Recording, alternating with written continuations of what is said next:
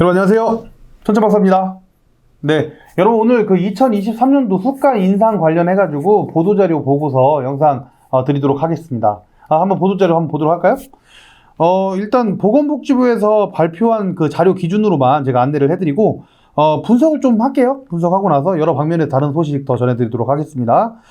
제가 보니까 결과적으로 장기요양 보험료는 2018년 이후에 최저 수준 인상을 진행했다고 해요. 그래서 소득 대비해서 0.91%로 결정을 했네요. 이것은 소득 대비 0.05% 인상된 것으로 어려운 경제 상황을 고려해서 그렇게 했다고 합니다. 대신에 국고지원금을 확대를 했네요. 국고지원금을 확대해서 다른 인상분들하고 더불어서 1, 2등급 재가한도의 인상, 그 다음에 요양원의 인력구조 개선, 저번에 영상 한번 찍은 적 있죠? 결과적으로 2.1대1 요양보호사 인력구조 개선을 진행하려는 의도로 그렇게 보이는데요. 국고지원금 같은 경우에는 2022년 대비해서 10.6%가 확대가 되었습니다. 그러니까 개인한테는 적은 부담을 주고 국고지원금을 가지고 보험 재정을 건전성을 확보한다는 그런 의미로 보이는데요. 여러분 사실 조삼모사이기는 해요. 국고지원금도 사실은 세금이죠. 예, 너무 깊게 얘기하진 않겠습니다. 결국 가장 중요한 것은 우리가 이제 궁금한 것은 수가는 얼마나 올랐느냐 볼게요. 한번 표로 한번 올려드릴게요. 이 표는 네이버 카페에도 제가 또 올려드렸으니까 확인하시고 내년 대비하세요. 평균적으로 4.7% 올랐네요. 요양시설 4.5%, 4.54, 그 다음에 공동생활가정 4.61, 주간보 4.54, 방문요양 4.92. 거의 비등비등하게 올랐네요. 평균 4.7%. 자, 여기까지 이제 보도자료에서 여러 번 언급된 내용들, 좀 설명을 좀 드리도록 할게요. 일단은 요양원 인력 구조가 아까 잠깐 말씀드렸는데 지금 반복돼서 나오는 게 2.5대1에서 2.1대1로 일단 당장 2.3대1로 변경된다는 것인데요. 2023년도부터 본격적으로 시행이 됩니다. 그리고 고시 같은 경우는 10월 1일부터 진행되고요. 물론 이제 알고 계시는 것처럼 유예기한이 있긴 합니다만 지침 자체가 변경된 것은 확실하죠.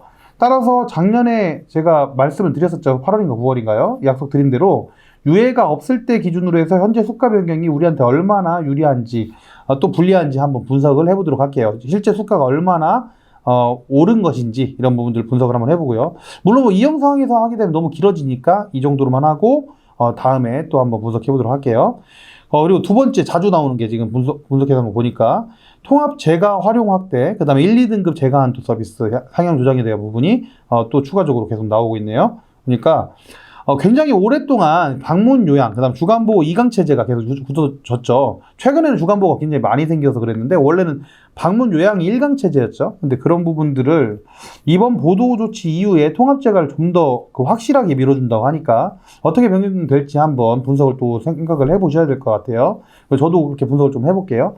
우리 기관 입장에서는 복합 서비스를 할 수 있게 서비스 확대를 해야 되나? 아니면 그 연계를 해서 다른 기관들과 연계해서 통합재가 역할을 할 수 있도록 대응을 해야 하나? 뭐 이런 부분들 대응이 필요할 것 같은데요. 미래에 대한 이야기는 확정된 것이 아니기 때문에 천천박사가 너무 확실하게 이야기를 하게 되면 그러면은 오해를 할 수가 있어요. 그래서 추후 공단에서 제공하는 자료들을 확인해서 확실하게 좀 말씀을 드리도록 하겠습니다. 다만 보도자료의 방향으로 봤을 때 통합재가를 운영할 수 있는 기관들에게 힘이 실릴 것임은 분명해 보입니다. 이번 보도자료에 대한 천천박사의 생각을 한번 말씀을 드려보겠습니다. 현재 방문요양 같은 경우에는 장기요양 급여 수입 중에 86.6%를 인건비로 지출해야 되는데요. 이번 방문요양 4.92% 인상이라고 하는 것은 실제 5%가 올라서 꽤 많이 올랐다라고 생각할 수도 있지만 2023년 최저임금이 5%, 2022년 대비해서 5% 오른 거를 생각해 봤을 때 최저임금 인상분만큼만 인상되었다고 보여지고요. 아직 분석까지 진행하지 않았지만 분석하지 않아도 올해 수준의 어려움, 정말 이 대규모 기간 아니면 굉장히 어려울 것은 자명해 보입니다. 개인적으로는 어렵게 일하는 요양보호사 선생님들을 위해서 수가를 최대한 많이 올려서 많은 급여를 지급할 수 있으면 좋았을 것을 수가를 이렇게 인건비 최저임금 수준만 올라가서 굉장히 좀 아쉽더라고요. 네, 아쉽더라고요.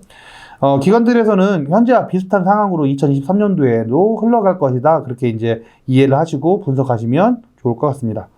요양원, 요양시설 같은 경우에도 유예가 없다고 이렇게 가정을 하고 2.5대1에서 2.3대1 지금 보면 2.3대1을 강요하는 것처럼 보이죠. 그래서 이렇게 인력 변경을 진행하고 4.5% 인상을 진행하게 되면 인건비 지급 수준이 60%대잖아요. 그러면 어차피 우리가 최저임금 오른 거 5%를 감안하면 3%는 당연히 올라야 된다고 천천박사는 생각을 했었고요. 지금 오른 게 한 4.5%? 뭐 이 정도 올라가는데, 결과적으로 1.5% 같은 경우에는 이 인력 변경에 대한 비용으로 지급된다고 보여져요. 그렇다고 봤을 때, 이번 수가 인상은 마찬가지로 최저임금 수준만 올라간 것이다. 요양보 선생님들 야근도 하고 굉장히 늦게까지 일을 하시고 이런 상황에서 너무 최저임금 수준으로만 모든 수가를 결정하는 게 아닌가 하는 그런 생각을 저는 지금도 하고 있는 겁니다. 이거는 개인적인 생각일 뿐입니다.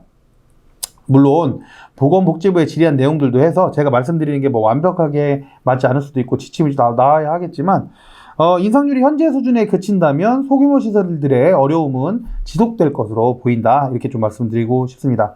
오늘은 수가 인상 그 소식과 더불어서 제 생각 약간 첨부해서 좀 말씀을 드렸는데요.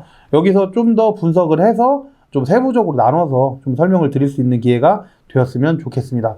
여러분들은 어쨌든 어려운 과정에서도 우리 선생님들 급여 지급하시고 최저임금 수준만 올라왔다 하더라도 우린 또 그만큼 선생님들 복지 혜택이나 이런 부분들도 감안을 안 할 수가 없잖아요. 그래서 전략을 꼭 내년을 위해서 잘 짜시는 그런 한 해 마무리가 됐으면 좋겠습니다. 혹시라도 또 이런 다른 중요한 내용들이 있거나 질의 내용들 바뀐 게 있으면 답변을 또 드리도록 하겠습니다. 혹시 궁금한 게 있으면 댓글이나 네이버 카페에도 달아주시면 충분히 안내해 드리도록 하겠습니다. 예, 여기까지 하고요. 저는 천천박사였습니다. 감사합니다.